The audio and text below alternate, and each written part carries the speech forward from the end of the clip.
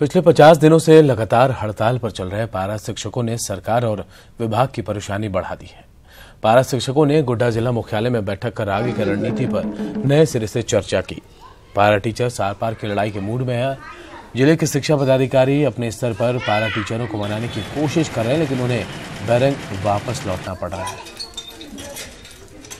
वेतनमान का तब तक हम इस हड़ताल पर डटे रहेंगे और खड़े रहेंगे। इसके लिए अगर हमें रोड पर भी उतरना होगा तो मैं उतरूंगा। विद्यालय हमारा मैनेज हो रहा है, चल रहा है, लेकिन प्रभावित भी है कुछ विद्यालय इन लोग के हड़ताल के कारण। तो आपके तरफ से क्या कुछ पहल हो पाएगा इन लोगों के लिए? सरकार ने शुरू की है वार्ता, हमें लगता है 2-3 दिनों के अंदर रिजल्ट मिल जाना चाहिए। दुमका सदर के रामपुर गांव में सखी संवाद कार्यक्रम का आयोजन किया गया। JSLPS की तरफ से आयोजित कार्यक्रम का उद्घाटन कल्याण मंत्री लुईस मरांडी ने किया। इस संवाद कार्यक्रम में काफी संख्या में सखी मंडल से जुड़ी महिलाएं शामिल हुई। मंत्री ने सखी मंडल से जुड़ी महिलाओं से कार्य के दौरान होने वाली परेशानियों की जानकारी ली। साथ ही सखी मंडल गठन के पीछे सरकार की मंशा की जानकारी विस्तार से रखी। और आप आगे नहीं आए तो गाड़ी का पहिया आगे बढ़ेगा, साइकिल आगे चल सकेगा नहीं। उसके लिए सरकार का सहयोग भी जरूरी है और आप जैसे दीदी लोगों का आगे आना भी जरूरी है और उसे आगे आके ही आप लोग। श्रावणी मेला के दौरान जसीडीह स्टेशन पहुंचने वाले तीर्थयात्रियों के लिए अब अस्थायी टेंट नहीं बल्कि स्थायी तौर पर एक शिविर का निर्माण किया जाएगा।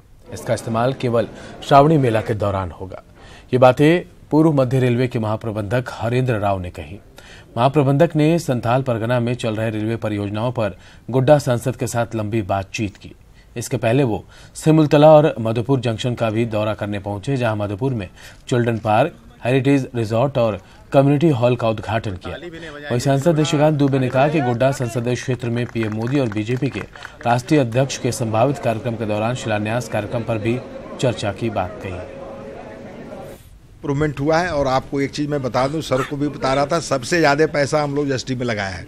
और अभी आगे आप देख रहे हैं जो बाहर का एरिया है तोड़ा है, ये अभी इतना ही नहीं है, इसका वन करीब सर इतना और बढ़ेगा उधर में, तो इतना पहले कंप्लीट करेंगे, उसके बाद उसको भी हम कंप्लीट करेंगे तो आपका सर्कुलेटिंग एरिया बहुत बढ़ जाएगा।